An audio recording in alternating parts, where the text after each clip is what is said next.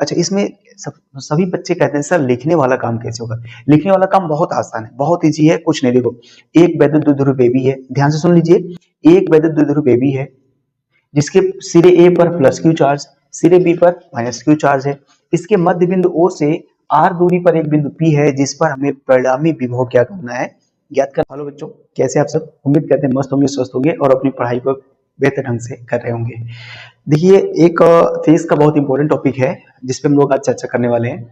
ये है निरक्षीय स्थिति में वैद्युत विभव का व्यंजक। क्या है? निरक्षीय स्थिति में वैद्युत विभव का व्यंजक। एकदम विधिवत आराम से क्लियर समझाते हैं, पूरी बातें समझिएगा। 4-5 लाइन हम लोग इसको फिनिश कर देंगे। वैसे भी आप लोग जानते हैं कि अक्षीय स्थिति में जो वैद्युत विभव होता है वो कुछ ना कुछ आता है, मतलब कुछ ना कुछ होता है, लेकिन निरक्षीय स्थिति में वैद्युत विभव जो होता है वो शून्य होता है। अगर मान लो एमसीक्यू में भी आ गया कि निरक्षीय स्थिति में वैद्युत विभव कितना होता है, तो आप बताओगे कितना, शून्य बताओगे। तो आइए उसको कैसे होता है हम लोग देख लेते हैं। तो यहाँ पर सबसे पहले एक द्विध्रुव आघूर्ण मानेंगे। क्या मानेंगे? एक द्विध्रुव आघूर्ण मानते हैं। ये मान लो अपने पास एक द्विध्रुव आघूर्ण है। द्विध्रुव आघूर्ण की परिभाषा बता दो क्या होता है।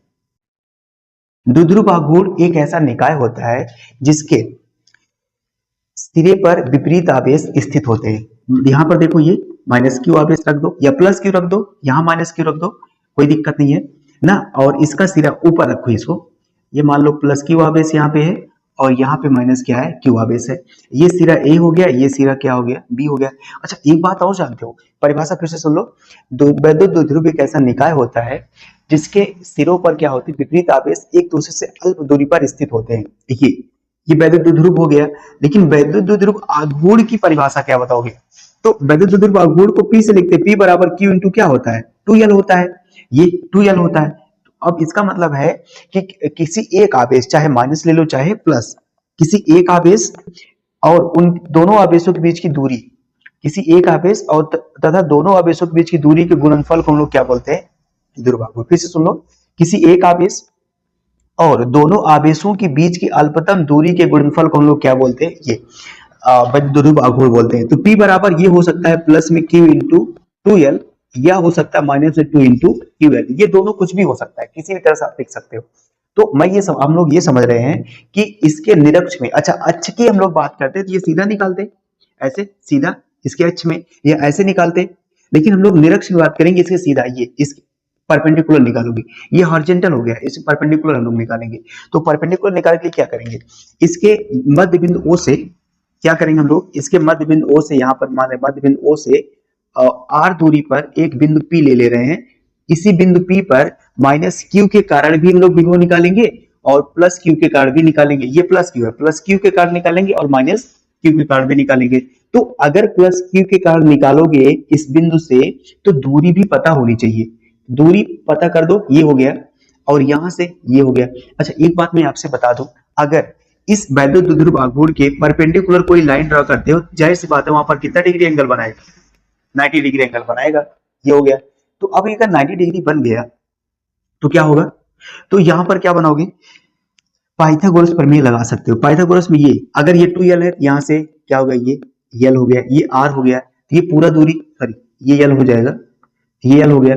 तो यहां से पूरा दूरी क्या हो जाएगा, पाइथागोरस प्रमेय होता है कि कर्ण का वर्ग बराबर दो शेष भुजाओं के वर्ग के योग के क्या होता है, बराबर होता है। तो यहाँ पे हो जाएगा r का स्क्वायर प्लस l का स्क्वायर हो जाएगा।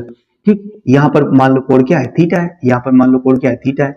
तो ये 90 अंश के सामने भुजा लंब, सॉरी थीटा के सामने भुजा लंब, थीटा के सामने भुजा लंब, 90 अंश सामने का कर्ण, ये क्या होगा, आधार। तो यहाँ से मैं अगर देखूं AP बराबर निकालोगे तो रूट में आएगा r का स्क्वायर और किसका स्क्वायर, यल का स्क्वायर। ये पूरा दोनों के लिए होगा। तो सेम वही चीज है, यहां भी यल होगा, तो ये पूरा क्या होगा, यहां भी 90 डिग्री बनेगा। तो इसका मान कितना आ जाएगा, R square plus L square, ये L square plus R square, दोनों बातें सेम होगी। अब हम लोग क्या करेंगे, इस प्लस क्यू के कारण पी पर आवेश, सॉरी प्लस क्यू के कारण पी पर विभव, माइनस क्यू के कारण पी पर विभव निकालेंगे, और तब उसके बाद हम लोग परिणामी विभव बिंदु पी पर निकाल लेंगे। इतना हम लोग करेंगे, ठीक है। तो आइए हम लोग, अच्छा इसमें सभी बच्चे कहते हैं सर लिखने वाला काम कैसे होगा। लिखने वाला काम बहुत आसान है, बहुत इजी है। कुछ नहीं, देखो एक वैद्युत द्विध्रुव बेबी है, ध्यान से सुन लीजिए। एक वैद्युत द्विध्रुव बेबी है जिसके सिरे ए पर प्लस क्यू चार्ज, सिरे बी पर माइनस क्यू चार्ज है। इसके मध्य बिंदु ओ से r दूरी पर एक बिंदु P है जिस पर हमें परिणामी विभव क्या करना है, ज्ञात करना है। तो अब देखो r दूरी पर है और इस निरक्ष में ये भी बोल दो कि इसके मध्य बिंदु O से निरक्ष में एक बिंदु क्या है, P है, जिस पर हमें विभव का मान क्या करना है, ज्ञात करना। ठीक है, तो ये सारी बातें अब इसे हम लोग क्या करते हैं, निकालते हैं।